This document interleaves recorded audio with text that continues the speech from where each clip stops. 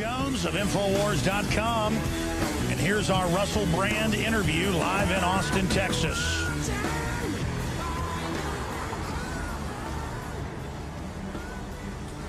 What is the essence of your development, or when we talked a few weeks ago, your awakening? Is it accelerating? Because I see an awakening across the board of humanity, period. Yeah, I think this is an interesting time. I think that people are interested once more in formulating a different society. I think people are kind of bored of being exploited. They're bored with a cultural narrative that supports elitism and exploits the people.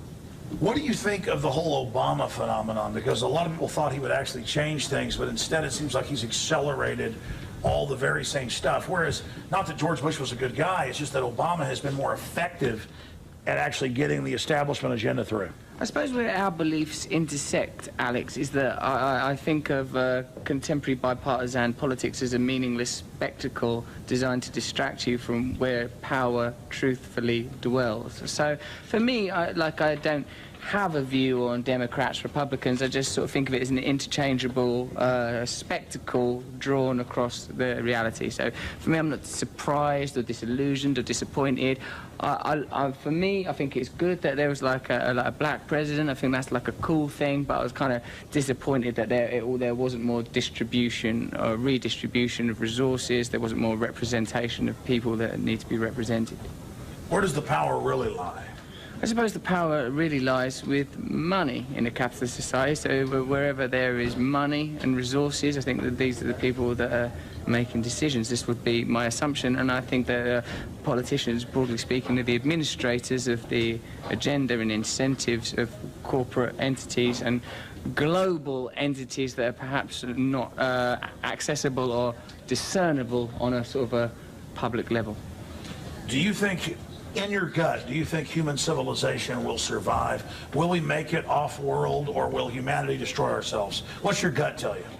Yeah, I do. I believe profoundly in the power of humanity. I believe that we're connected. I think there's an inevitability to us, to a successful revolution. I think this is a change in consciousness that we're experiencing. I feel that we will survive. I think there's going to be radical changes. I think that we need to be looking at the world as, well, we're pretty worried for your New World Order thing, but I think we need to look at the world as one inclusive entity. We need to look at how many people there are on the planet. We need to look at the resources that are available and what's the most sensible thing to do with that. And I think that's going to be a massive change for the power structures as they currently exist. That's when I feel in my gut is humanity will survive and succeed and go to the next level. I agree with you. And the elite are lying to themselves not to think they're connected to everybody else. Whatever they do to other people comes back on them. That's karma.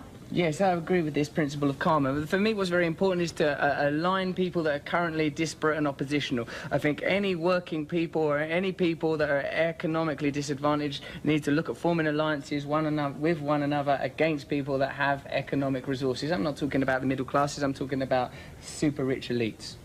Well, my issue is most of the super rich elites got their money through corrupt operations. I mean, I've studied it. They get it through monopolies and through deals. My problem is they usually use government to set up the monopoly. Yes. I understand that government could be a tool for good in the final equation. It's all a balance, but how do you get around the monopoly capitalists using government to shut down their competition?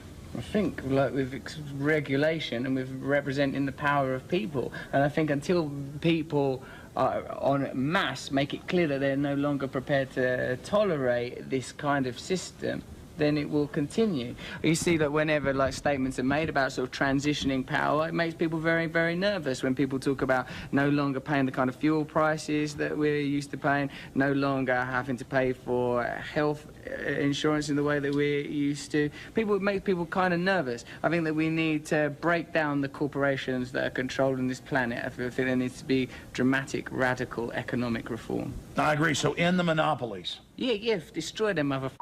Except for the little top hat. He was always my favorite. The little dog, he's a bastard. Well, listen, I mean, it's easy for me to be on camera with you, but I really wanted to get the essence of where you think things are going. I think we've gotten that. Just a few other questions, Russell. You're a spiritual man, aren't you? Yes, I am. Well, this is what defines it for me. Politics just needs to be the administration of certain spiritual principles. Now, for me, the spiritual principles that are important is that we are all one, we're all together, and every individual's rights need to be respected. And politics needs to be the administration and distribution distribution of those ideas. Like, you know, I think that there was a problem with the separation of church and state. I think that we need to see politics as the implementation of spiritual principles of oneness, togetherness, tolerance of one another, and making sure that people are taken care of. This is what I think. I think we need a spiritual revolution more than a political and social revolution. What is veritas, then? What is ultimate truth? I suppose the ultimate truth is oneness, that this is a temporary illusion, that we temporarily occupy these flesh puppets. We believe so much in our identities, we believe in our individualism, and I talk as a very sort of egotistical man. Look at my hair, look at these bracelets, look at these ridiculous boots. I'm a person who believes in the nature of my own individualism and my own identity. But on a deeper level, I recognise that all these things are transient, and what's important and what's defining are the things that we all share: love, unity, togetherness. As long as we have cultural narratives that eschew these ideas, that suppress these ideas in favour of negative human traits, greed, selfishness, lust, as long as these ideas are promoted, we will exist in opposition to one another and will be exploitable by corporations that prey upon these negative facets of humanity. Sure, well, it's double-faceted. It's kind of a paradox. The establishment is afraid of the power of the individual, but really they're afraid of an individual that isn't basically part of their whole corporate Borg. So at the same time, saying we're all one is what they want to push, but it's their false oneness. There's the oneness of being an individual, being empowered, but sharing that idea with others. They have so it's a paradox. I think they have great principles among one another. When the stock market crashes, they all bail each other out. They take care of each other. They give each other great bonuses. They look after one another at that level. It's just when it comes to everybody else that, you know, that we get over. When do you think humanity will get to a point where we're not having all these big wars and all this corruption, or will it just be a process and never really become like a singularity? I think it's happening now, isn't it? I mean, like, it's a long while since Muhammad Ali said, I ain't got no beef with the Viet Cong. But I think people are increasingly realising, why are we going to war with these people? We don't know who the they are, we don't know what they believe in. What are we doing at war with these people? The problem is around the corner. The problem is in our streets, is on our TVs. Last question. A while back, you were on MSNBC, and it went viral all over the world. Hundreds of millions watched it, where you simply laughed at the people all in a narcissistic power trip sitting around that stage and said you guys are basically a joke, and it shook them up. I'm coming in tomorrow with a big necklace, and I'm opening... Look beyond the superficial. That's the problem with current affairs. You forget about what's important. You allow the agenda to be decided by superficial information. What am I saying? What am I talking about? Don't think about what I'm wearing. These things are redundant. I'm distracted. Superficial. When do you think the old dinosaur media will finally figure out it's dead? Because I've already figured that out. Their audiences are tiny, but they still have these big stages, huge sponsorship. They don't even get that a kid in New York or England or China or Mexico has a bigger audience on YouTube than they do on CNN or MSNBC. What is going to happen when the establishment finally figures out, because the final domino to fall is their whole delusion that they're actually in charge. I agree with you. They're not in charge anymore, but still they think they are. Still we, on average, think they are. What happens when that final domino falls? Well, I think that they'll continually look to occupy new paradigms. I imagine that they're even now investing heavily in new media and in ways of controlling the internet. We're seeing this with what went on with Prism. They're advanced. These people aren't in power by mistake. They know what they're doing.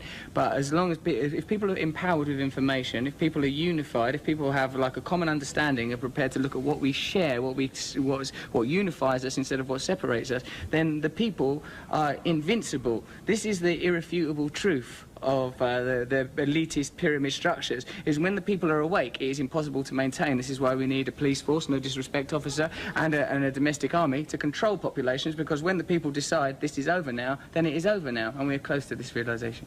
So the people do have the power, and the power structure realizes that, but as long as we're aware of the manipulation, it's game over. Yeah, it's happening now. It's inevitable. We don't have to do anything. We're merely projections of a, like it says in the Lord's Prayer, on earth as it is in heaven. Like, you know, there are subtler dimensions, subtler frequencies of which we are the realization. If we become in tune with a different narrative, a different story, if we live as God would have us live, then the world will change automatically. It will just happen automatically. Someone said, I think it might be Prabhupada, that a cave can have been in darkness for 10,000 years, but as soon as the light is put on, as soon as a match is struck, the light is there. So the light is coming. And humanity's coming out of the cave. We're coming out of the cave. It's over. We're coming out of the caves now. We're going to be on the plains. It's going to be a crazy time. We're going to be rocking in furs. We're going to be kissing each other. It's going to be a libertarianism. That's what you're into. Libertarian revolution. As long as it's absolutely egalitarian, Alex. follow me on Twitter if you want to, at Rusty Rockets, but basically carry on doing what you're doing, being happy in your hearts. All right, folks, that is most of the interview. There's some more that we're going to be airing on the nightly news tomorrow and on the radio tomorrow during the weekday show. Infowars.com, prisonplanet.com. Follow us at Real Alex Jones. And a pretty powerful radio show today, talking about the authoritarians and the government telling priests and preachers they can't minister to people in the military during the crisis. I mean, this is tyranny. This is not liberalism. This is oppression masquerading as egalitarianism, the opposite of what we should stand for.